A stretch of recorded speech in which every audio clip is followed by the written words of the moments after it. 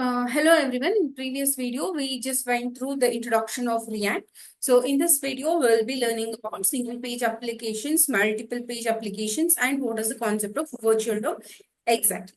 So now I'll be sharing my screen.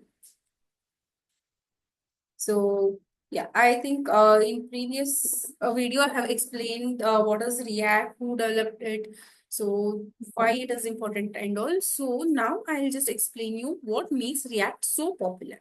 So the first thing is ease of development. So easily we can develop the items. So for example, let us take this code.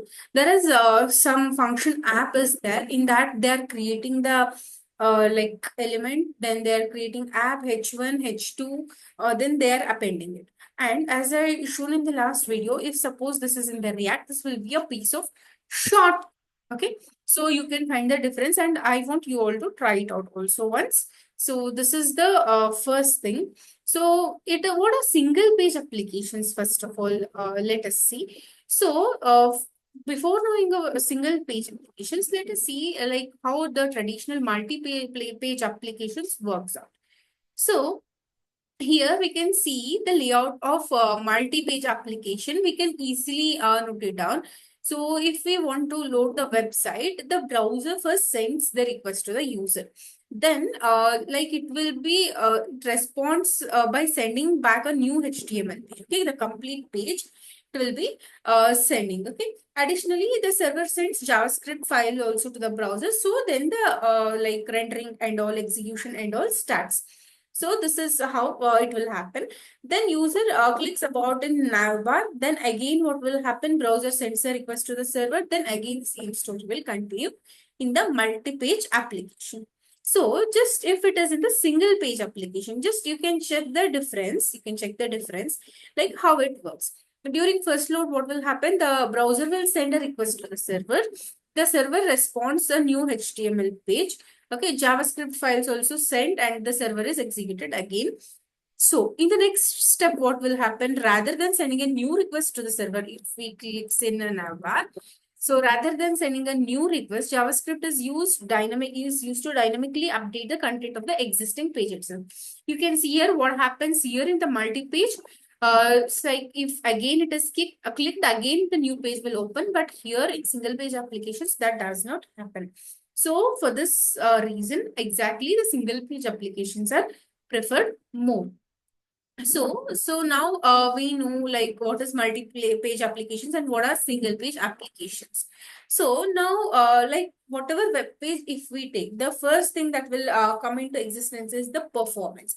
See, however good the website is, however nice the UI is, if suppose the website is slow, then that is waste to user. So we cannot say like user will feel friendly to use that, user will like that website. The first thing that we should think of is the performance. So what can we see is slowest part, like if other applications, how much more code we write, right? That much slow the application will become. So that is one of the reason. So if suppose by using React, if we do, the performance will get very fast so that it makes user to use it in a very fast way. It just happens like that. So React does all the updates in one go. So like it pushes to virtual DOM, then it goes to DOM with only one push with one start button. So it just happens in one go. So what happened if, for example, what will happen in the other things I can explain you. Think if your mom will ask you to bring 1 kg of sugar, 1 kg of tea powder, 1 kg of onion, 1 kg of potato, so and so and so. So now tell me, like, what you will do? You will go to the shop. You will go to the shop and you will bring 1 kg of sugar and give her. Next, you will go again and you will bring one more kg of tea powder and you will give her. Next, what she wants? She said onion. So you will go again. You will bring onion. You will go again. You will bring another item. So tell me, is this efficient way? Is this the efficient way of shopping? No, right? So what React does, it has all the packages. So you have list of everything. You will make list of everything, whatever your mother tells. So after making the list, you go to shop. At one go, you will buy everything. Okay. At one go, you will buy everything and you will come back to the home. right? This is what exactly React is doing. So it is just having library of everything, whatever is needed, and it is just executing whenever the user needs. Okay, it is just like shopping all the items at one go. So now let us take the another example, like what is the concept of this virtual DOM actually? What happens? So just think, if suppose if you want to renovate your house, okay, if you want to renovate your house, you just want to keep your kitchen, which is in the west already. You don't want that in the west, you want to shift it to the east. Okay, this is the consequence. So what will you do? Will you damage the entire house and then you will reconstruct it again? Is this the right way to do? No, right?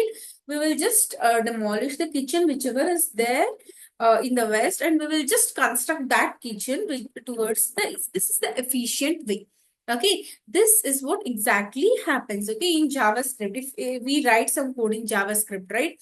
If you want to make a small change, then entire thing will be fluctuating, like it will be just flickering. Okay, but in React, it does not happen like that. If we want to make change in certain part, only that part will get changed. It is just like you can see the working copy here, right? So just see, there are two working copies. So like what is happening there? Just see, we want to build this, but what will happen? See, only this part we have changed. Okay, this is the entire house. We want to build only this balcony extra. So we have just built this balcony extra. We have not touched the blue copy of the house. Okay, this is what the concept of virtual DOM is actually. Okay, I can tell you, see, this is the actual application. Fine, and here is the changes, whatever you make. Okay, so whatever the changes is there, only that changes will reflect on the actual DOM.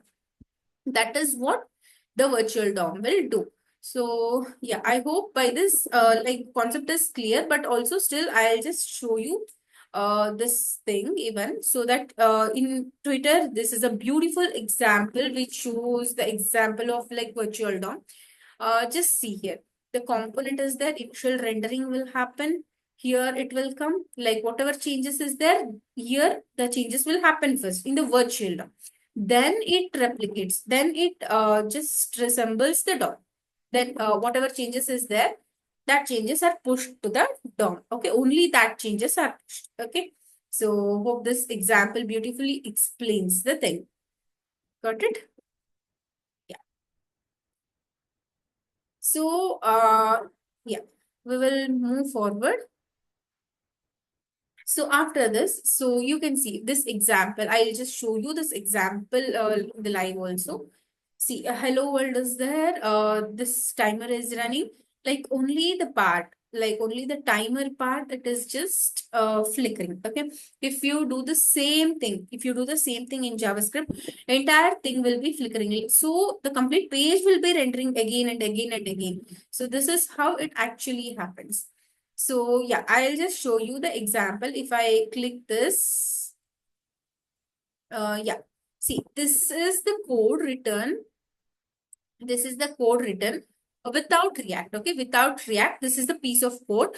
Don't worry about the code that much. I want you to try this also once, but just check like how it works actually. So this is the code I have written it without using React. So here I have the hello world. Okay, I have the hello world concept.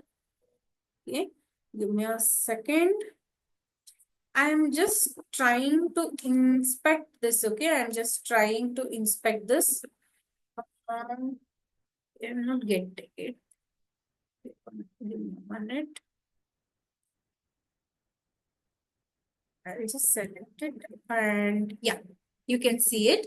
So once if I select that and if I just click on the inspect, I hope you will be able to see the screen. So just see here, only the timer is running every second, only timer is running. But check, my division is flickering, H1 is flickering, and also H2. So all these three elements are just rendering again and again for the single change of this H2.